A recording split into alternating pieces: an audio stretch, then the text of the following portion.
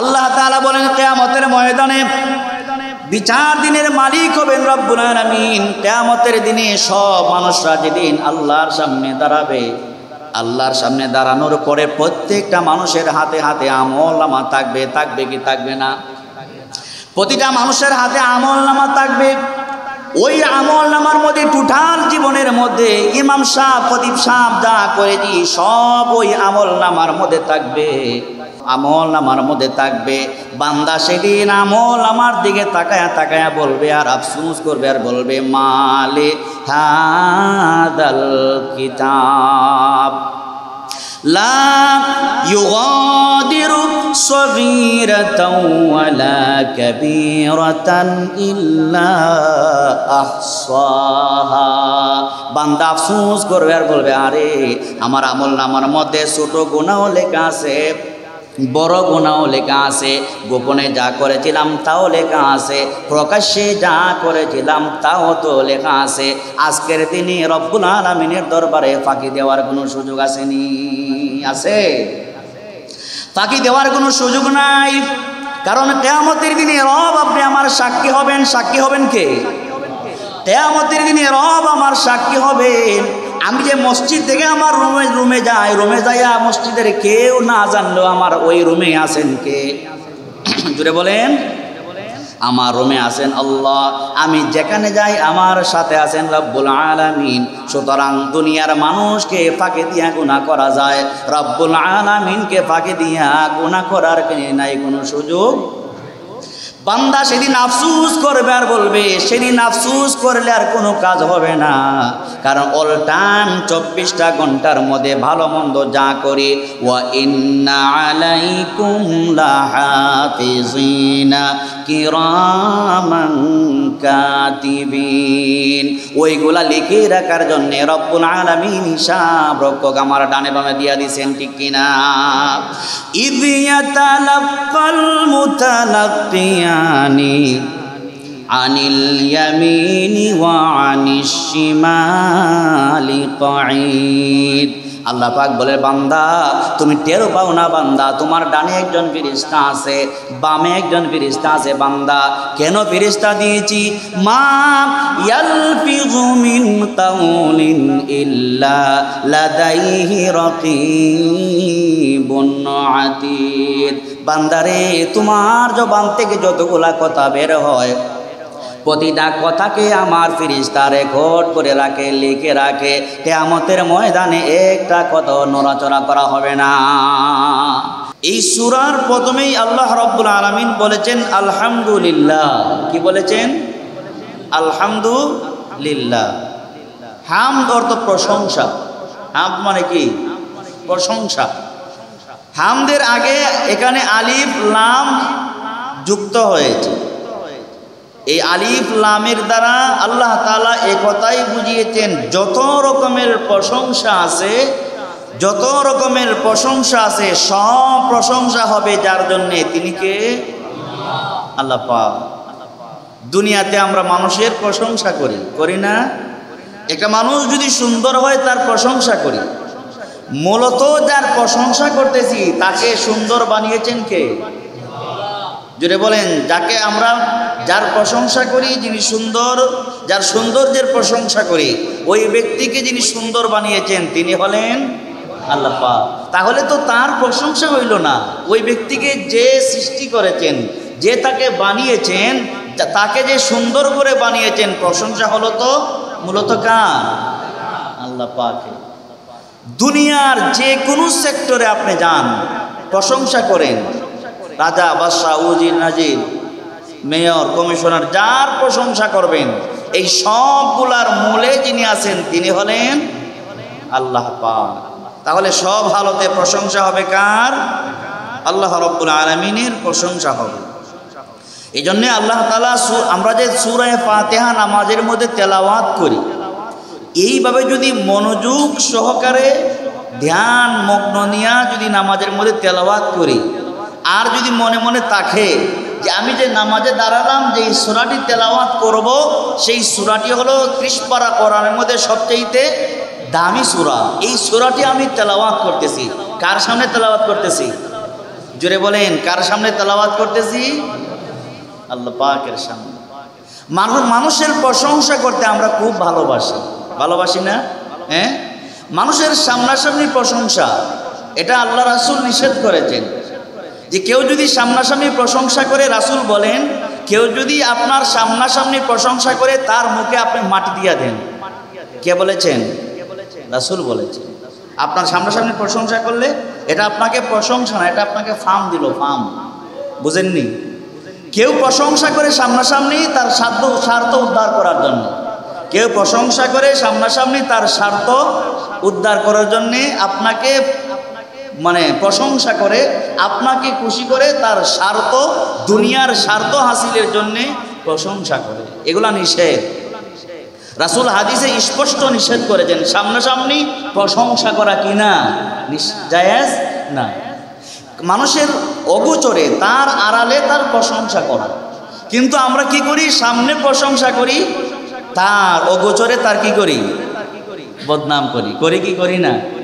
বলে জিজ্ঞেস করে, তুমি তার এত প্রশংসা করলা, এতক্ষণ প্রশংসা করলে, এখন তার বিরুদ্ধে গীবত করো কেন? বলে সামনাসামনি প্রশংসা না করলে আমার চাকরি থাকবে না। সামনাসামনি প্রশংসা না করলে আমার কি থাকবে না? চাকরি থাকবে না। চাকরি কি আপনি তার করেন না আল্লাহর করেন? জোরে বলেন, চাকরি কি তার না আল্লাহ? আল্লাহ। তাহলে নিয়ত যদি আপনার সহি হয়, প্রশংসা করা যায়। আর নিয়তের মধ্যে যদি গরমিল থাকে, রাসূল বলেন তার মুখে মাটি দিয়ে দাও। তাহলে আমরা একটা মাসালা জানলাম, সামনাসামনি প্রশংসা না করা ভালো, তার অগোচরে তার প্রশংসা করা। একজন মানুষের অগোচরে তার প্রশংসা করলে শুনবেন কে? জুড়ে বলেন, শুনবেন কে? আপনাকে উত্তম বদলা দেবেন। যার প্রশংসা করে আপনি যা পাইতেন এর চেয়ে ডাবল দিবেন আল্লাহ তাআলা। তাহলে সব প্রশংসা হবে রব্বুল আলামিনের। আলহামদুলিল্লাহি রব্বিল আলামিন। নামাজে যখন দাঁড়াবো, আমি যখন পড়ব, আলহামদুলিল্লাহি রব্বিল আলামিন, আমি সামনে আল্লাহর সামনে দাঁড়ালাম, দাঁড়িয়ে বলতেছি আল্লাহ সব প্রশংসা হলো আপনার, আর আমি আপনার সামনেই দাঁড়ালাম। সুবহানাল্লাহ। আল্লাহ খুশি হবেন না বেজার হবেন? জুড়ে বলেন, আল্লাহ খুশি হবেন না বেজার হবেন? আল্লাহ খুশি হবেন। যত রকমের প্রশংসা, যেদিকে তাকাবেন সেদিকেই প্রশংসা হতে হবে কার? আল্লাহ পাকের। আসমানের দিকে তাকালে, এত বিশাল 7টা আসমান যিনি সুন্দর করে সাজিয়েছেন, দুনিয়ার কোন রাজা বাদশাহ এত সুন্দর করে 7টা আসমানকে সাজাবার মতো ক্ষমতা আছে? জোরে বলুন, আওয়াজ করে বলুন, ক্ষমতা আছে? তাও একটা না, আসমান কয়টা? 7টা আসমানকে এত সুন্দর করে সাজিয়েছেন। এই যে আমরা একটা মসজিদ বানালাম, মসজিদের ভিতরে কতটা পিলার আছে? পিলার আছে কতটা? অনেকগুলা পিলার আছে, ঠিক না? এই পিলারগুলা যদি মসজিদে না থাকে, এই 3 তলা মসজিদ কি টিকবে? জুড়ে বলেন, মসজিদ কি টিকবে? মসজিদ টিকবে না। এই সামান্য একটা বিল্ডিং বানাবার জন্যে, সামান্য একটা বিল্ডিংকে লটকিয়ে রাখার জন্যে এতগুলা পিলারের প্রয়োজন হয়, এতগুলা খুঁটির প্রয়োজন হয়। রব্বুল ইজ্জত ওয়াল জালাল একটা না, দুইটা না, 7টা আসমানকে বিনা খুঁটিতে, বিনা পিলারে এত সুন্দর করে দাঁড় করিয়ে রেখেছেন, এত সুন্দর করে সাজিয়ে রেখেছেন। একমাত্র রব্বুল আলামিন ছাড়া পৃথিবীর কারো শক্তি নাই এই আসমানকে বিনা খুঁটিতে ঝুলিয়ে রাখা, ঠিক না? তাহলে আসমানের দিকে তাকালেও প্রশংসা হবে কার? জোরে বলেন, প্রশংসা হবে কার? আল্লাহ পাকের হবে। আসমানের দিকে তাকালেও প্রশংসা আল্লাহ। আমার ইমানদার ভাইয়েরা, আল্লাহ সুবহানাহু ওয়া তাআলা সূরা ফাতিহার শুরুতে জানিয়ে দিলেন আলহামদুলিল্লাহি রাব্বিল আলামিন। দুনিয়ার জিন্দেগিতে যত রকমের প্রশংসা আছে, সব প্রশংসা হবে একমাত্র রব্বুল আলামিনের, ঠিক না? তার কারণটা হলো আল্লাহ তাআলা তাম দুনিয়া সৃষ্টি করেছেন, ইহকাল পরকাল ছাড়াও আরো অনেকগুলা সৃষ্টি জগৎ আল্লাহ রব্বুল আলামিন সৃষ্টি করেছেন। আসমানের উপরেও আরো জগৎ আছে, জমিনের নিচেও আরো জগৎ আছে না নাই? আছে না না? আল্লাহ তাআলা 7টা আসমানকে এত সুন্দর করে সাজিয়েছেন। দুনিয়ার মানুষ যদি একবার না, দুইবার না, 1000 বার যদি আসমানের দিকে তাকায়, রব্বুল আলামিনের সাজানো আসমানের মধ্যে কোনো ভুল ধরার সুযোগ বান্দার নাই, ঠিক কিনা? একবার না, দুইবার না, 1000 বার যদি আমরা আসমানের দিকে তাকাই, আসমানের মধ্যে কোনো ভুল ধরা যাবে? ভুল ধরতে পারবে? কিন্তু আপনি আমি যদি ঘর বানাই, আল্লাহর প্রশংসা কেন করবেন? দুনিয়াতে আমি আপনি যদি একটা ঘর বানাই, একটা বিল্ডিং যদি বানাই, যত দামি ইঞ্জিনিয়ার দিয়ে আপনি বিল্ডিং সাজান না কেন, এক জায়গায় না হয় আরেক জায়গায় খুঁত থাকবে, ভুল থাকবে, ঠিক নেই? এক জায়গায় না হয় আরেক জায়গায় ভুল থাকবে, খুঁত থাকবে। আমাদের দেশের পদ্মা সেতু কত হাজার কোটি টাকা দিয়ে বানানো হলো, তারপরও পদ্মা সেতুর মধ্যে ভুলের অভাব নাই, ঠিক না? ঠিক কিনা? 1000 কোটি টাকা দিয়া পদ্মা সেতু বানানো হলো, বিশ্বের দামি দামি ইঞ্জিনিয়ার দিয়ে বানানো হলো, তারপরও বছর না যেতেই পদ্মা সেতু ওইদিকে ফেটে যায়, ওইদিকে ভেঙে যায়, ঠিক কিনা? ঠিক না? আল্লাহ তাআলা বুঝিয়ে দিয়েছেন, বান্দা শোনো, দুনিয়ার যত দামি ইঞ্জিনিয়ার দিয়া বিল্ডিং সাজাও, তোমার ঘর সাজাও, ভুল থাকবে, ভুল থাকবে। বান্দা তুমি আমার সাজানো আসমানের দিকে বারবার তাকাও। আমি রব এত সুন্দর করে আসমানকে সাজিয়েছি, তোমার জীবন শেষ হয়ে যাবে, কিন্তু আমি রবের সাজানো আসমানের মধ্যে কোনো ভুল ধরতে পারবা না, ঠিক কিনা? আল্লাহ তাআলা বলেন, الذي خلق 7 سماوات طباقا ما ترى في خلق الرحمن من تفاوت فارجع البصر هل ترى من فطور। আল্লাহ রাব্বুল আলামিন বলেন, দুনিয়ার মানুষ শোনো, একটা দুইটা না, 7টা আসমানকে আমি আল্লাহ তাআলা স্তর বিন্যাস করে সৃষ্টি করেছি। একটা আসমান প্রথমে বানিয়েছি, দ্বিতীয় আসমান বানিয়েছি, তৃতীয় আসমান আমি রব বানিয়েছি, স্তর স্তর বিন্যাস করে বানিয়েছি। এমন একটা আসমানের মতো কি নাই, ফুটি নাই, ফালা নাই। বান্দা তুমি যদি আমার ওই আসমানের মধ্যে বারবার তাকাও, এই বিশাল আসমানের মধ্যে কোনো জায়গায় তুমি ফাটল দেখতে পাবে না। আসমানের মধ্যে কোনো ফাটল আছে? আছে। কিন্তু দুনিয়ার জিন্দেগিতে সামান্য ভূমিকম্প হইলেই বিল্ডিং ফেটে যায়, মাটি ফেটে যায়, রাস্তা ফেটে যায়। এমন নজির পৃথিবীতে আছে না নাই? আছে না নাই?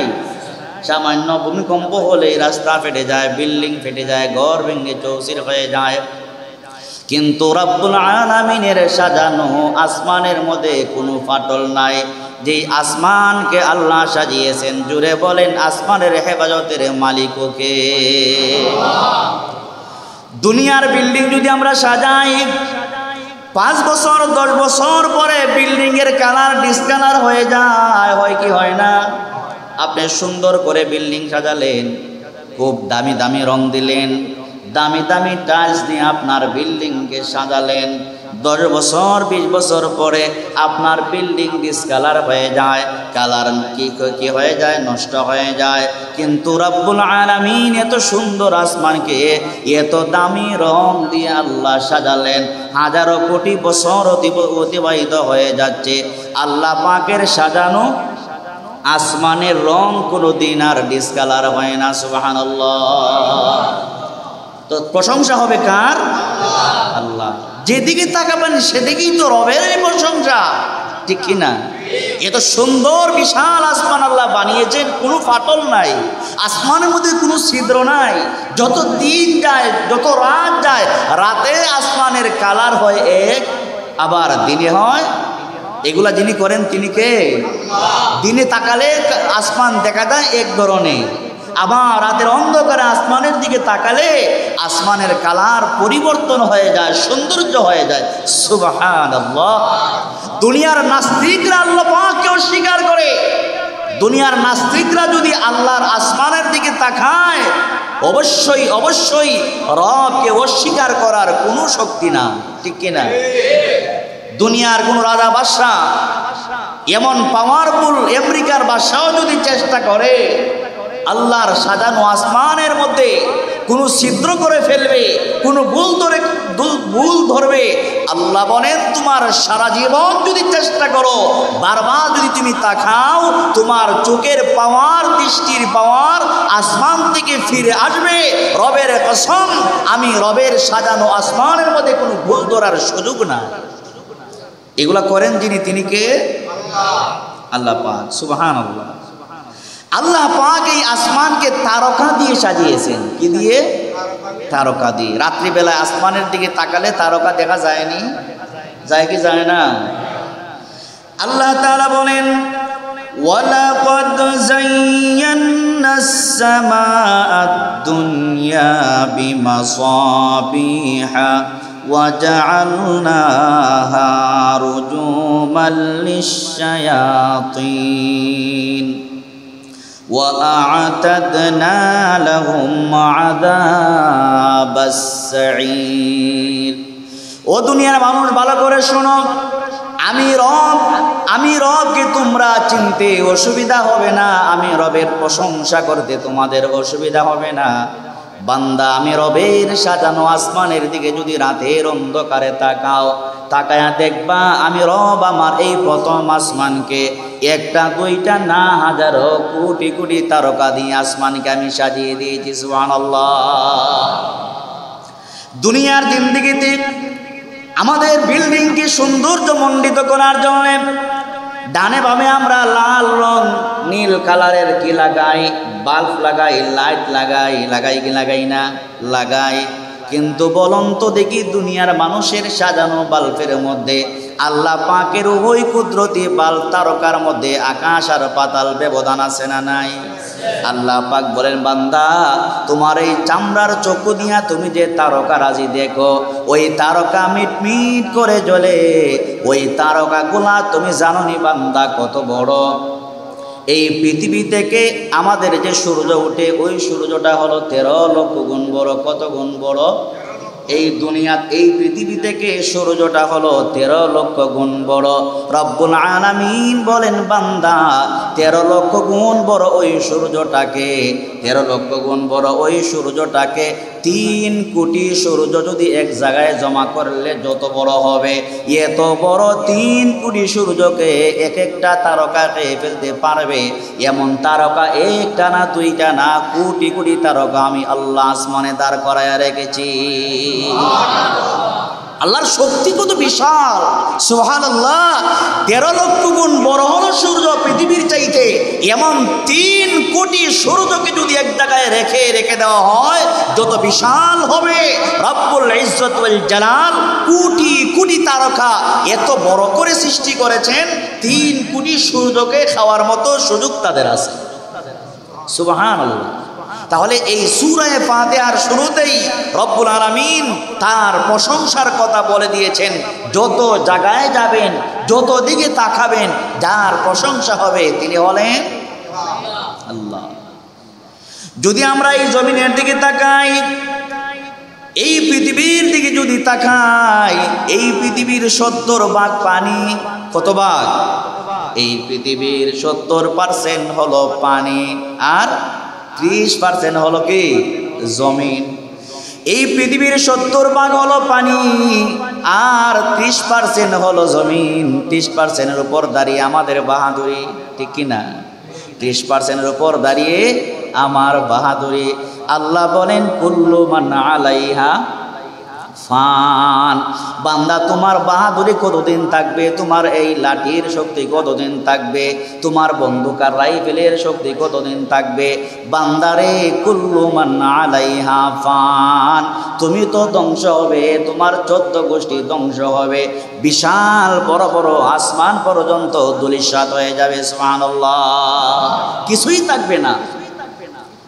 তো রব্বুল আলামিন বুঝাইতে চান, বান্দা, সব প্রশংসা হবে আমি রবের।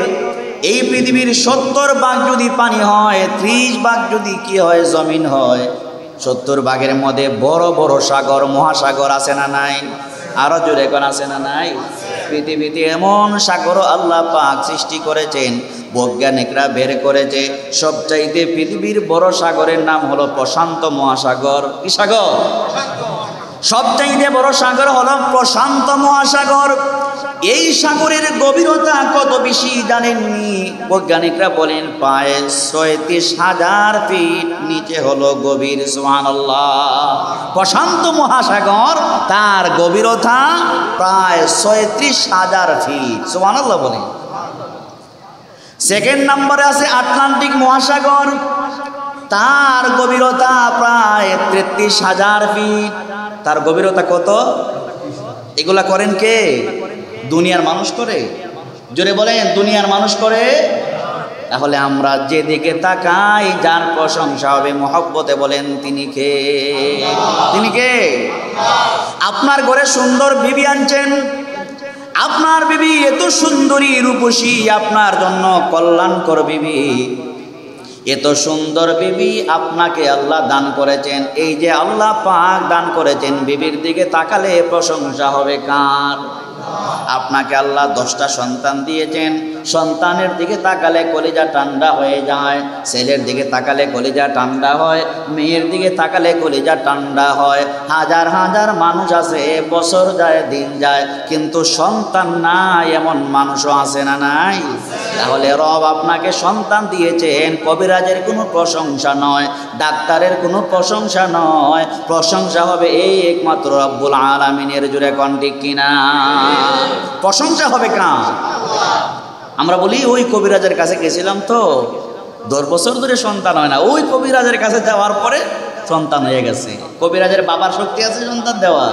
জোরে বলেন, কবিরাজের বাবার শক্তি আছে? অনেকে লন্ডন আমেরিকা যাওয়ার জন্য পাসপোর্ট নিয়ে যায় কবিরাজের কাছে। হুজুর আমার এই পাসপোর্টটা একটু আপনি হাত বোলাইয়া দেন আর একটু দোয়া টোয়া কইরে ফটো দিয়া দেন। পাসপোর্টে ফু দিলেই যদি উনি লন্ডন চলে যাইতো, তাহলে কবিরাজের 14 গোষ্ঠী উড়ান লন্ডনে পৌঁছে যেত। ঠিক না? কথাটি ঠিক কিনা? তাহলে সন্তান দেওয়ার মালিক কে? জোরে বলেন, সন্তান দেওয়ার মালিক কে? আল্লাহ পাক। ব্যবসায় লাভ হয় কে দেন? আপনি যে ব্যবসা দিচ্ছেন কালীঘাটে, আপনার দোকানে মানুষের মন ঝুঁকিয়ে দিয়েছেন কে?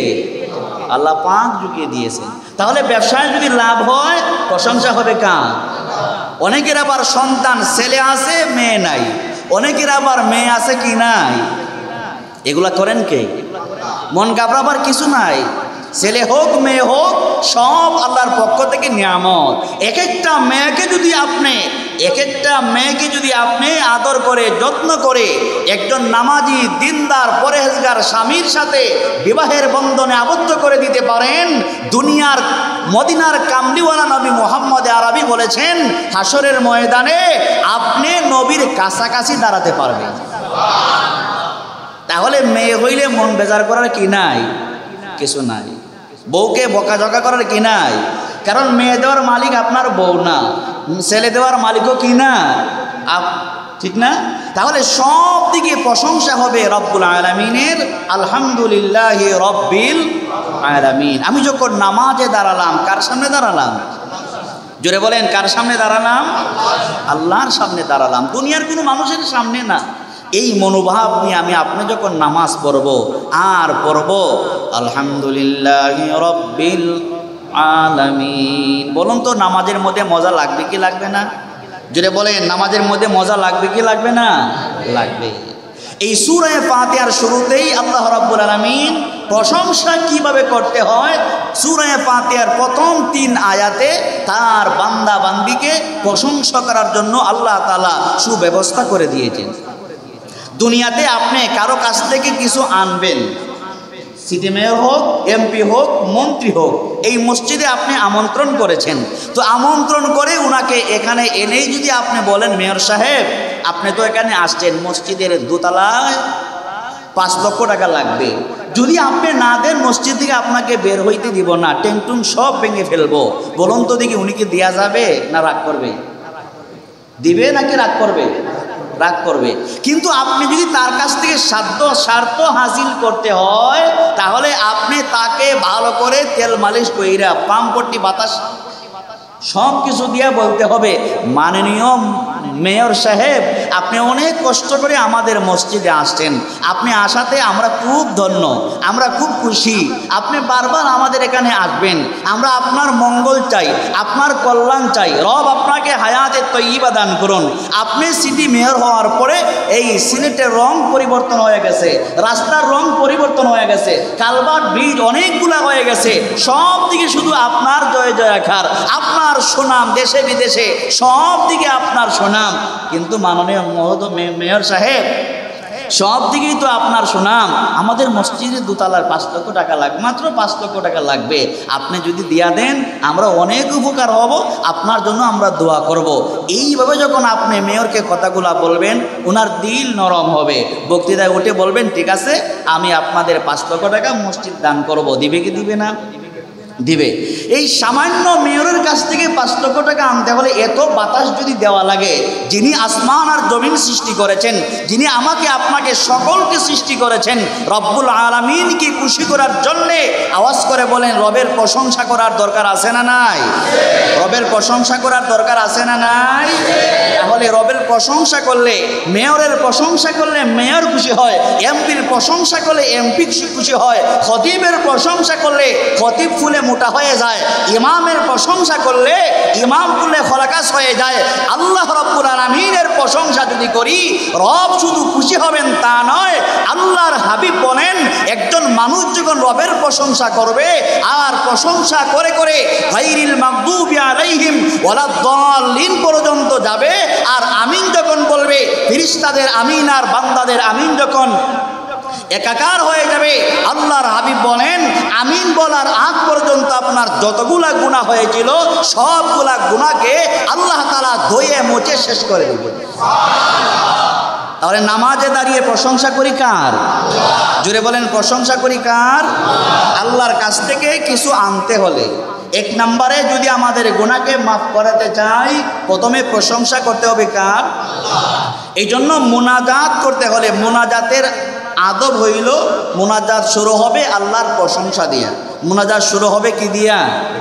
যেটা বলেন মুনাজাত শুরু হবে, প্রথমেই আপনি হাত উড়ে এইভাবে বললেন না রব্বানা আতিনা ফিদ দুনিয়া, রব্বানা যালামনা, এগুলা না বলে প্রথমে আল্লাহর প্রশংসা করব, আলহামদুলিল্লাহি রাব্বিল আলামিন, অথবা আলহামদুলিল্লাহ, আল্লাহর প্রশংসার শুরুর মাধ্যমে তারপরে আপনি আল্লাহ পাকের কাছে যা চাইবেন, আল্লাহ মনে মনে, আল্লাহ তাআলা আপনার এই মনের কল্পনা, আপনার এই জবানের ভাষাগুলা সব আল্লাহ বুঝে কি বুঝে না? এবার আসুন আমরা নামাজে দাঁড়িয়ে যখন আস্তে আস্তে বলবো আলহামদুলিল্লাহি রাব্বিল আলামিন, তারপরে আলহামদুলিল্লাহি রাব্বিল আলামিনের পরে কি আছে? মাশাআল্লাহ, জোরে বলেন, তারপরে কি আছে? আর রহমানির রহিম। রহমান অর্থ কি? আর রহমান অর্থ কি? যিনি পরম দয়ালু, যিনি কি? যিনি পরম করুণাময়। আর রহমান যিনি পরম করুণাময়, এটা হলো আর রহমান। আল্লাহ পাক দুনিয়ার সকলদের জন্য হলেন রহমান, দুনিয়ার সকলের জন্য আল্লাহ কি? রহমান। হিন্দু, বৌদ্ধ, খ্রিস্টান, যত রকমের পাবলিক আছে, যত ধর্মের মানুষ আছে, সকলের জন্য হলেন আল্লাহ পাক রহমান। আল্লাহ পাক হলেন রহমান। আর রহিম আল্লাহ তাআলা শুধুমাত্র কিয়ামতের দিনে মুমিনদের জন্য রব্বুল আলামিন হবেন রহিম। কাফের মুশরিক যারা, নাস্তিক যারা, আল্লাহ দ্রোহী যারা, আল্লাহকে যারা মানে না, আল্লাহর বিরোধিতা করে, ইসলামের বিরোধিতা করে, ওই সমস্ত কাফের কুফফারদের জন্য আল্লাহ পাক রহিম হবেন না, সেদিন মুমিনদের জন্য রহিম হবেন। একমাত্র আল্লাহর অস্তিত্ব যারা মানে, আল্লাহর গোলামি যারা করেছে, আল্লাহর ইবাদত বন্দেগী করে যারা আল্লাহর কাছে চলে গিয়েছে, কিয়ামতের দিনে আল্লাহ মুমিনদের জন্য হবেন রহিম, আর কাফিরদের জন্য কি? রহিম হবেন। আর রহমান আল্লাহ পাক দুনিয়ার সকলদের জন্য কিয়ামতের ময়দানে আল্লাহ পাক বলবেন লিমানিল মুলকুল ইয়াউম, আজকের দিনের রাজত্ব কার? আজকের দিনের রাজত্ব কার? সেদিন কিয়ামতের দিনে আল্লাহ পাক যখন বলবেন যে আজকের দিনের রাজত্ব একমাত্র রব্বুল আলামিনের, লিমানিল মুলকুল ইয়াউম, আল্লাহ পাক গুসার সুরে বলবেন দুনিয়ার মানুষ সেদিন কিয়ামতের ময়দানে প্রতিটা মানুষ যখন দাঁড়াবে, কোনো মানুষের জবান থেকে জবাব আসার কি নাই? সুযোগ নাই, সাহস কেউ জবাব দিতে পারবে না, এমন সাহস কারো নাই, কোনো নবীরও নাই। আমরা তো সাধারণ বিষয়ে নবী রাসূলরা পর্যন্ত সেদিন আল্লাহ পাকের সামনে দাঁড়িয়ে জবাব দেওয়ার মতো সাহস, সব নবীরা নাফসি নাফসি করবে। একমাত্র একজন মাত্র নবী আছেন যিনি কিয়ামতের ময়দানে ইয়া রাব্বি উম্মতি ইয়া বলবেন। তিনি কে? মুহাম্মাদুর, জোরে বলেন, তিনি হলেন মুহাম্মাদুর সাল্লাল্লাহু আলাইহি ওয়াসাল্লাম। তাহলে আর রহমান আল্লাহ দুনিয়ার সকলদের জন্য হলেন রহমান। এই কালীঘাটে হিন্দু ভাইদের দোকান আছে না নাই? জোরে বলেন, আছে না নাই? বিভিন্ন ধর্মের ভাইদের দোকান আছে। মুসলমানের দোকানে যেমন ব্যবসায় লাভ হয়, ওই হিন্দু ভদ্রলোকের দোকানেও লাভ হয় কি হয় না? কিন্তু হিন্দু ভদ্রলোক আল্লাহকে মানে না, আল্লাহর সাথে সে শরিক করে ফেলে, মূর্তি পূজা করে, ঠিক না? তাহলে সে প্রকাশ্যে মূর্তি পূজা করে, আল্লাহর নাফরমানি করে, তারপরও তার ব্যবসায় লাভ হয়। কারণ আল্লাহ দুনিয়াবাসীদের জন্য আল্লাহ হলেন রহমান, আল্লাহ কাহার না। কিয়ামতের দিনে কাফিরদের জন্য হবেন কাহার, দুনিয়াবাসীদের জন্য আল্লাহ পাক হলেন রহমান। এখানে আল্লাহকে কেউ মানলেও আল্লাহ তাকে খাওয়াবেন, না মানলেও আল্লাহ তাকে খাওয়াবেন। কিন্তু কিয়ামতের দিনে আল্লাহ হবেন রাহিম, মুমিনদের জন্যে আল্লাহ পাক হবেন কি? রাহিম।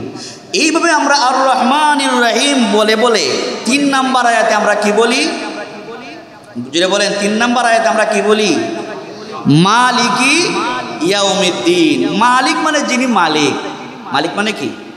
যিনি মালিক। ইয়াউমিদ্দিন প্রতিফল দিবসের, বিচার দিবসের মালিক কে? আসতে না, জোরে বলেন, বিচার দিবসের মালিক কে? না আর কেউ আছে? নামাজে দাঁড়িয়ে আমরা বলি মালিক ইয়াউমিদ্দিন, আল্লাহ।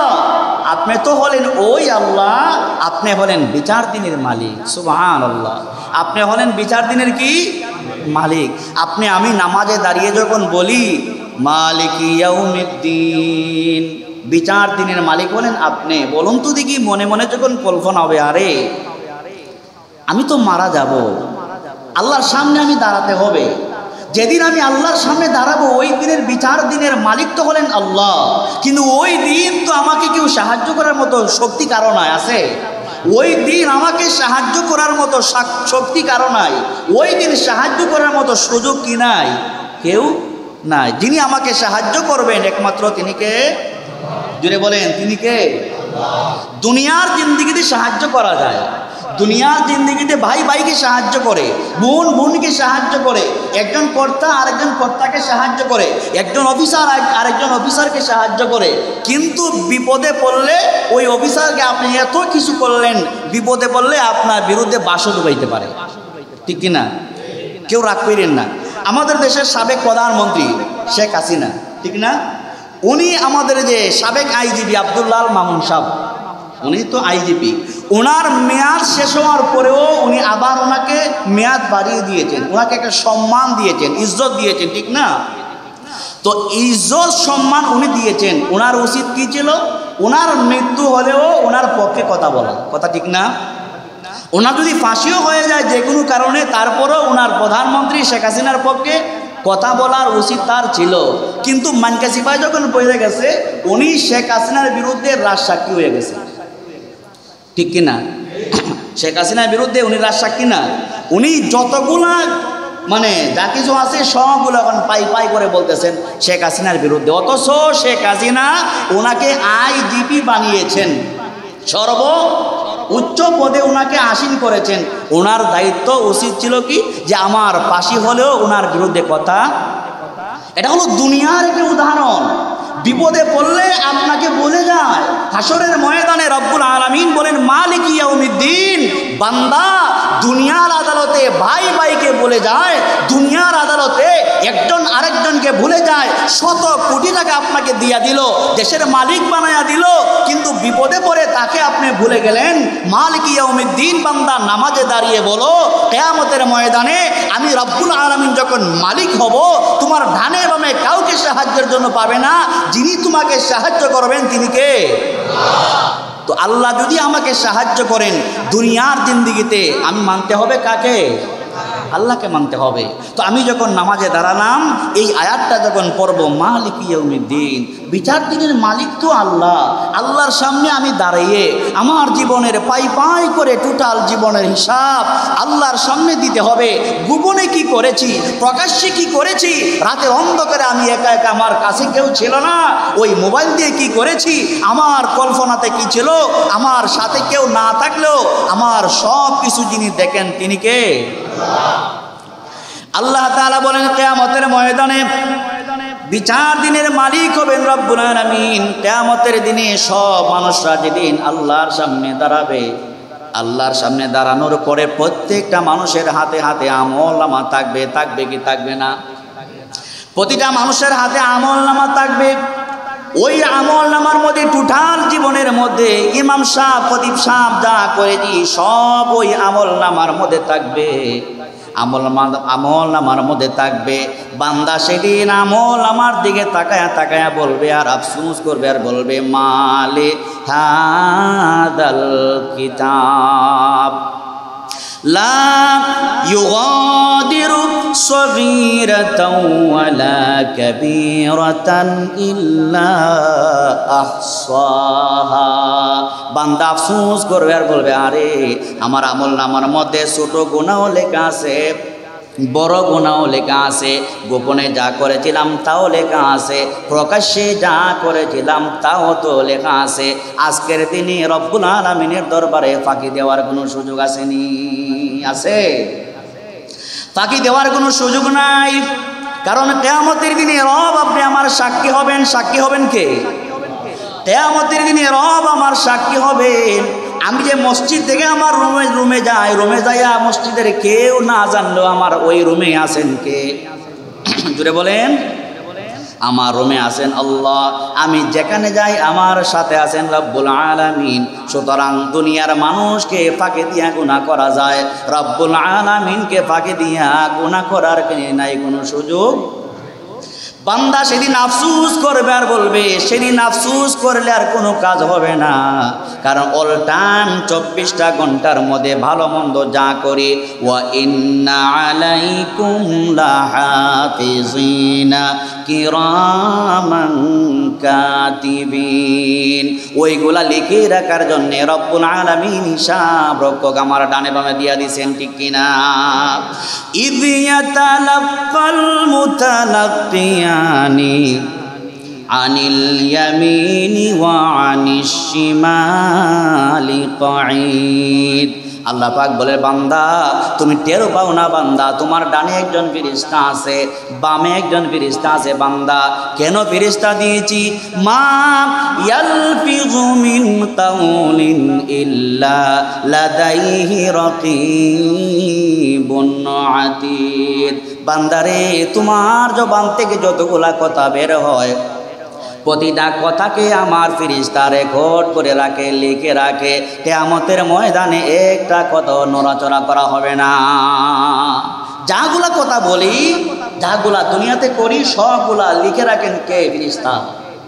ডানে এবং বামে ফেরেশতা আল্লাহ তাআলা ফিট করে রেখে দিয়েছেন। ওই ফেরেশতা ডানে বামে যতগুলা আমি আপনি যা কিছু করি দুনিয়ার জিন্দেগিতে, সবগুলা কাজ কর্ম পাপ পুণ্য সব রেকর্ড করে রাখতেছেন। আমি যখন নামাজে দাঁড়াই, নামাজে দাঁড়িয়ে যখন বলি মালিক ইয়াউমিদ্দিন, আল্লাহ আপনি তো বলেন বিচার দিবসের মালিক, এই কথা নামাজে দাঁড়িয়ে যখন কল্পনা হবে, বলুন তো দেখি এই নামাজের আর অন্য দিনের নামাজের মধ্যে ব্যবধান থাকবে কি থাকবে না? আর যখন আমি নামাজে দাঁড়াবো, আমার যদি ধ্যান এই হয় এই নামাজটা আমার শেষ নামাজ হতে পারে, এই সেজদাটা আমার জীবনের শেষ সেজদা হতে পারে, এই রুকুটা আমার জীবনের শেষ রুকু হতে পারে, আজকের এই জুমা আমার জীবনের শেষ জুমা হতে পারে। এই মনোভাব নিয়ে বান্দা যখন আস্তে আস্তে করে সূরা ফাতিহা শেষ করবে, রুকু করবে, সেজদা করবে, আল্লাহর কাছে দোয়া করবে, ওই নামাজটা হবে জিন্দা নামাজ। ওই নামাজটা হবে কি নামাজ? জিন্দা নামাজ। এই নামাজের কথাই আল্লাহ বারবার কোরআনে বলেছেন। এই নামাজের দ্বারাই রব্বুল আলামিন বান্দার গুনাহগুলোকে মাফ করে দেন। সুবহানাল্লাহ।